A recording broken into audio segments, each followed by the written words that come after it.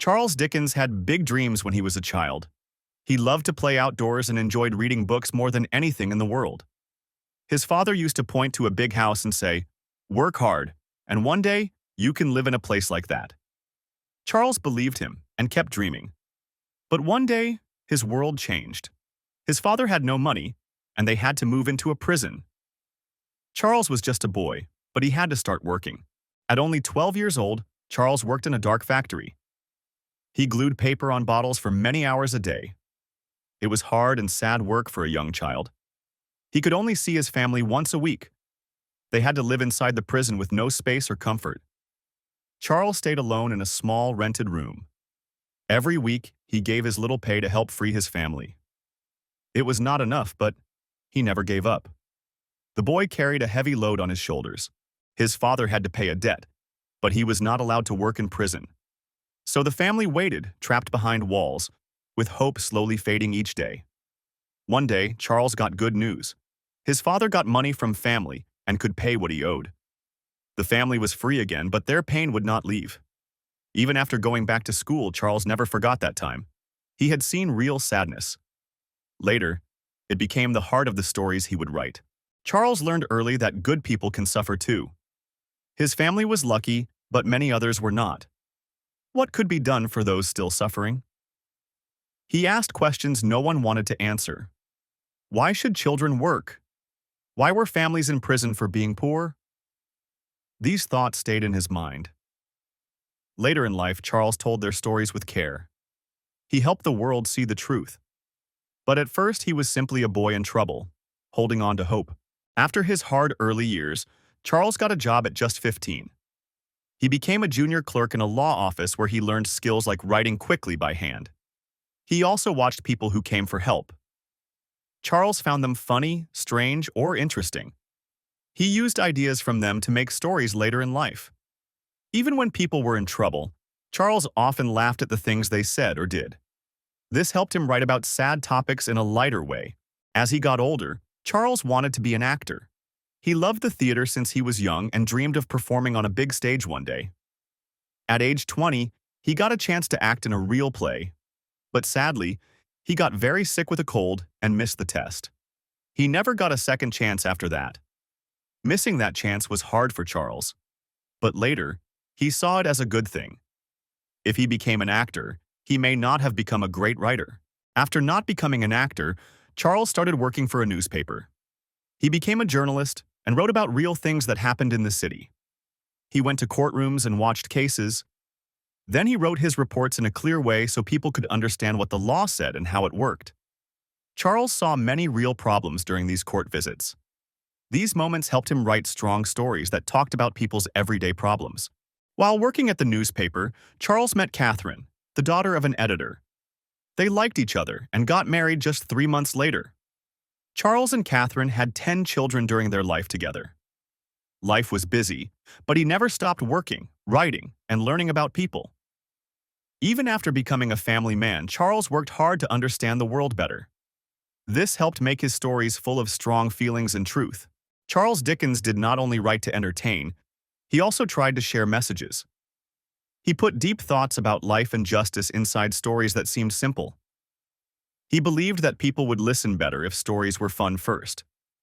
Books like his made people laugh and cry, but also think about big problems in society. In each story, he gave small hints that showed his true ideas. He hoped readers would see what life was like for poor people and learn to care more about them. At age 24, Charles started writing a story called The Pickwick Papers. It was not a full book. Instead, small parts were sold each month like comic strips. At first, it did not sell well. Only a few hundred people bought it. But after a few months, the number of readers grew fast, and people loved the characters. The monthly format helped people feel close to the story. They talked with friends and waited for the next part. It became a fun thing to do for many families. The Pickwick Papers became a huge success. By the end, over 40,000 copies were sold each month. Charles was now well known across London and very busy. He became famous fast, and soon people called him a great writer. Many fans waited outside shops just to get the next part of his story. Because he earned more money, Charles could spend more time writing. He also got the chance to share more of his views on life in news stories. Just 1 year later, Charles began to write Oliver Twist. It also came out in small parts. This time, the main focus was a poor child lost in a hard world. Oliver was not a bad boy. He was just unlucky. He showed people that kids without homes did not deserve pain or shame. It made readers feel deep care. This story brought tears and joy to both rich and poor readers. It helped open eyes to the truth about child labor and the way poor people were treated. Charles used his stories to speak up for poor people. In 1834, the Poor Law made many families live in workhouses, where life was hard and sad every day. These places were not kind. Families who were sick or out of jobs had to work long hours to get food. Children and parents were often kept apart inside. Rich people believed the poor were lazy, but Charles knew this was not true. He wanted others to see that anyone could fall into hard times and need help.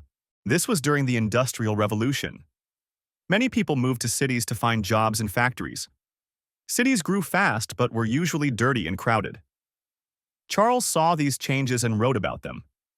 He believed that real stories were the best way to show problems. Writing was his tool to share truth. He walked through poor streets and visited dark buildings. What he saw became parts of his stories. He shared what life was like for those with nothing. Charles did not just make things up in his books. He went to real schools and homes to learn about how poor children were treated by adults in power. Once, he heard about young boys hurt in a faraway school. He took a long ride just to see what was really going on.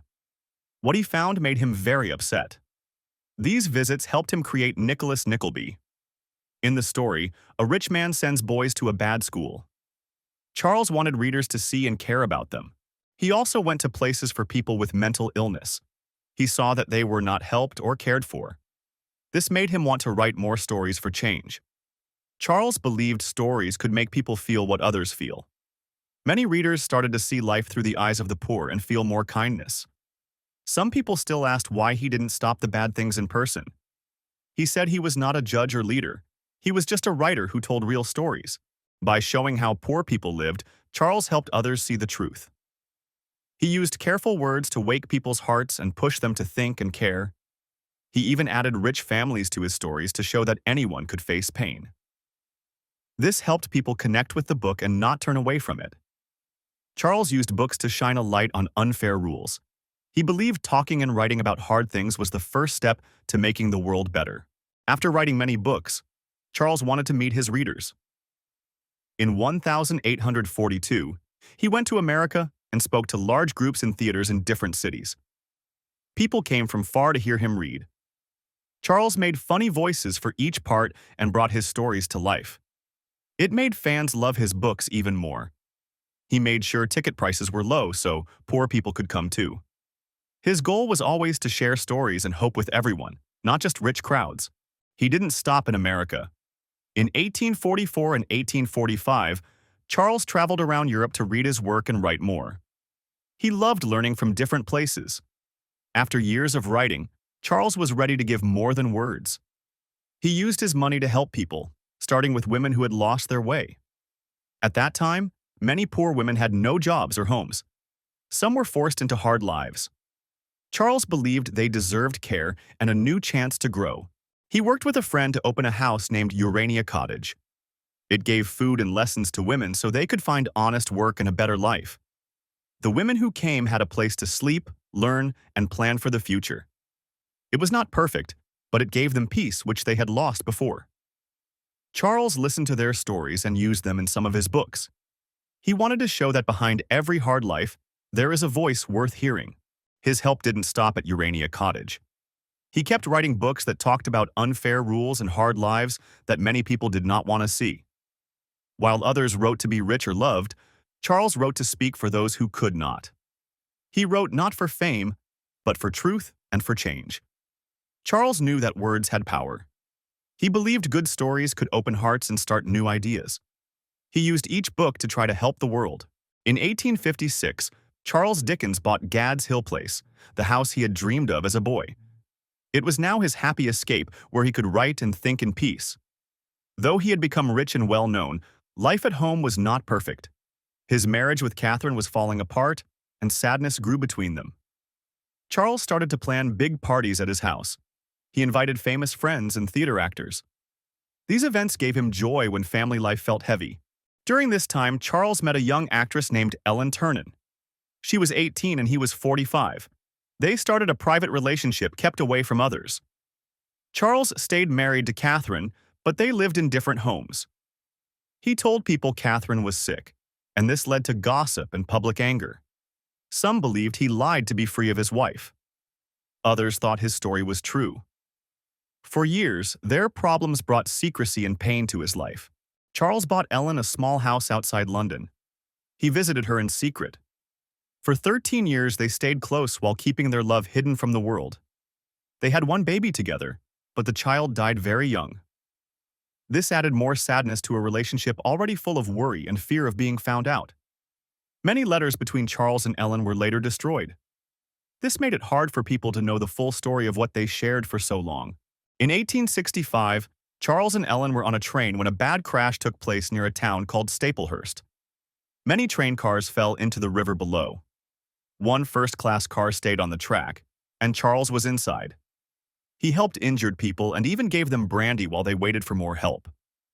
After helping, he ran back into the train to save his new book. The accident left him deeply shaken, and he feared trains for the rest of his life. After the train accident, Charles felt weak often. But even with poor health, he kept reading and writing. He had one final book to share with the world. The book was called The Mystery of Edwin Drood. It was a murder story told in parts. Sadly, Charles died before finishing it, leaving fans to guess the end. The story stopped in the middle, and people were surprised. Many readers tried to guess how it would end.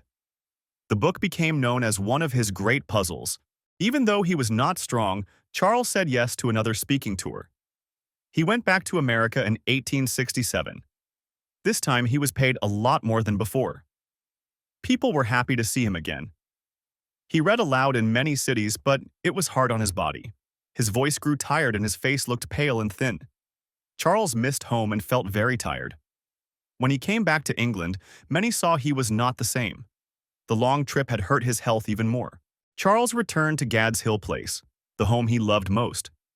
He still tried to write each day, but it became harder. His hands shook and he felt dizzy often. In June 1870, Charles had a stroke. A stroke is when blood stops going to part of the brain. He could not be saved, and he passed away at age 58. His death shocked the country. People cried as the news spread. They could not believe the great writer who gave them so much was suddenly gone. Charles had asked for a quiet funeral, but many people wanted to say goodbye. So his family agreed to bury him in Westminster Abbey in London. Westminster Abbey is a place where England's great people are buried. Many came to lay flowers and show respect. His grave became a place to visit.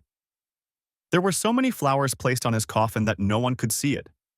The world knew that someone special had passed, and his words would live on. Even after his death, the world remembered Charles Dickens. His books stayed popular because they touched the hearts of people from all walks of life. His stories made people feel both joy and sadness. They showed how the poor lived and helped readers feel closer to those they had never met. By telling stories about real problems, Charles helped many people begin to care more. He used simple words and strong messages to reach everyone. Dickens became more than a writer. His books were turned into plays, movies, and even television shows that inspired new generations of people. The story of Ebenezer Scrooge in A Christmas Carol is now a holiday favorite. People watch it every year to remember the joy of giving and love. His words gave life to characters that we still know today. Children and adults both enjoy his stories, even though he lived over 150 years ago. The word Dickensian was made to describe dark old cities filled with poor people and big problems. His style was strong enough to earn its own word. Even today, schools teach his books to help students learn about kindness, fairness, and justice. These lessons are just as true now as in his time. Charles Dickens did not just write for fun. He gave a voice to the people who had none. His words helped others feel seen, even after many years. Many people feel that Dickens helped change England. He showed the truth in ways that others didn't. He was a writer who opened people's eyes. He had no power in court, and he made no laws. But with only paper and pen, He helped rich people see the pain of the poor and want to help. His work still moves people to care. As long as someone reads his books, his voice will live on and keep helping the world grow kinder each day.